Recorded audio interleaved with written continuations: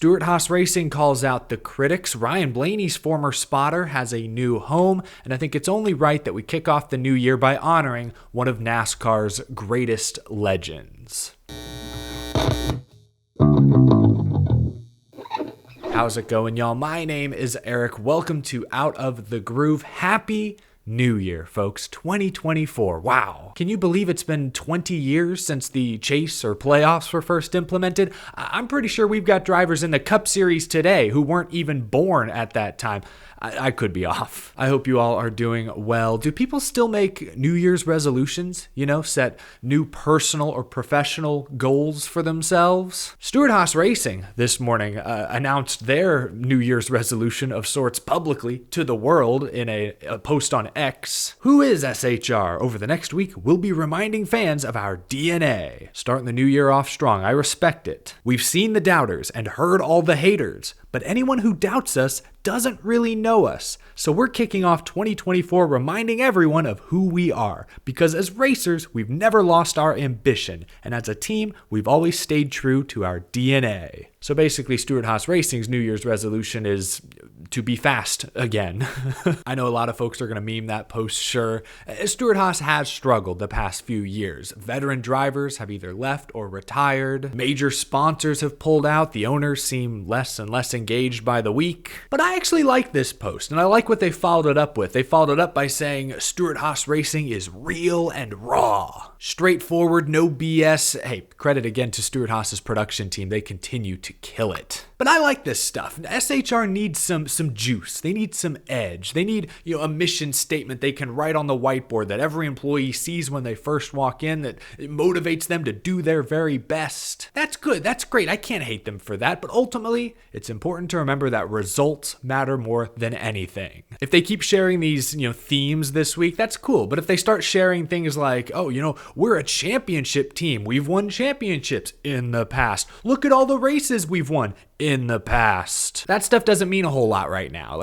The past is important. You can learn from the past, but you can't expect the past to prop up the present. Sure, you have been a great team in the past, but not recently. Memories are great, but at some point you need to start making new positive memories. I know it feels like we've talked about Stewart-Haas Racing a ton this offseason, but they've been in the news. Kevin Harvick retiring, Noah Gragson coming in to drive the 10, Tony Stewart becoming a full-time top fuel driver. SHR calls out the doubters in that post. Those who doubt us don't really know us.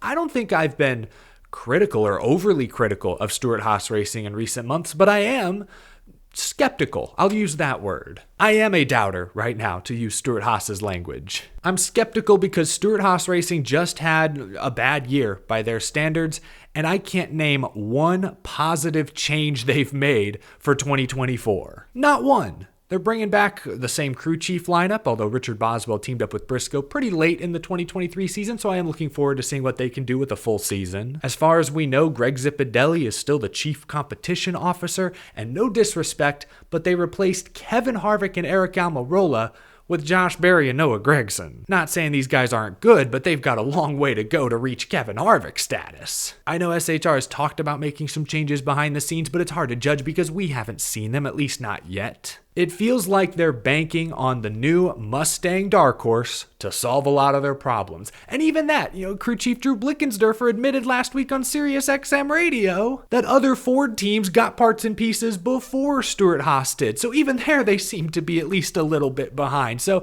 again, I can't name one positive change Stewart-Haas Racing has made from last year going into this year. Not one. So I don't want to sound like a hater. I'm not a hater. I'm rooting for Stewart-Haas Racing to be good. I want more competitive teams. A lot of exciting young talent on this team. I want to see them excel, but I am a doubter. I am skeptical, and for good reason, I believe. I can't wait because in a couple of weeks, I'll make my way too early playoff picks, my bold 2024 predictions, and it will be interesting to see where Stewart-Haas Racing factors into all of that. Would you consider yourself a Stewart-Haas Racing doubter, or are you confident in this team heading into the new year? Let me know down in the comment section below. Now, sadly, 2023 ended on kind of a down note for the NASCAR community. Yesterday, NASCAR Hall of Famer Cale Yarborough passed away at age 84. One of NASCAR's all-time greatest, grittiest, toughest competitors, won 83 cup races in his career, 3 championships, 3 in a row, as a matter of fact. He was the first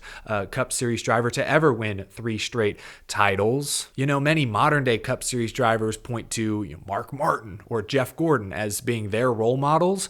For guys of Jeff Gordon and Mark Martin's era, Cale Yarborough was their role model. He often outworked, outsmarted his competitors. He had great connections within the garage. He was a team owner later in his life, but as a driver, peak of his career was with Junior Johnson. Yarborough dominated for years in that 11 car. I saw a stat yesterday from, I think, 1973 to 1980, like 7 or 8 years. He had a winning percentage of like 26%. Ridiculous. I know the vast majority of NASCAR fans consider the GOAT of stock car racing to be either Richard Petty, Dale Earnhardt, Jeff Gordon, Jimmy Johnson, maybe David Pearson. If Cale Yarborough had raced full-time for a little longer, I think he'd be in that same category. Maybe for some he is, but I think most fans would probably put Cale Yarborough in that, that 1B tier with Bobby Allison, Darrell Waltrip, maybe like a Kyle Busch. Still, elite company. It's hard for me to talk too much about Cale Yarborough, obviously, because I'm very young, didn't see Cale Yarborough race at all. He was well before my time, so I've just seen and heard the stories. But one story that jumps out at me that I was reminded of yesterday was, when Cale Yarborough won one of his 4 Daytona 500s, he first set the fast time in qualifying, then flipped his car on the second lap trying to get a bit more.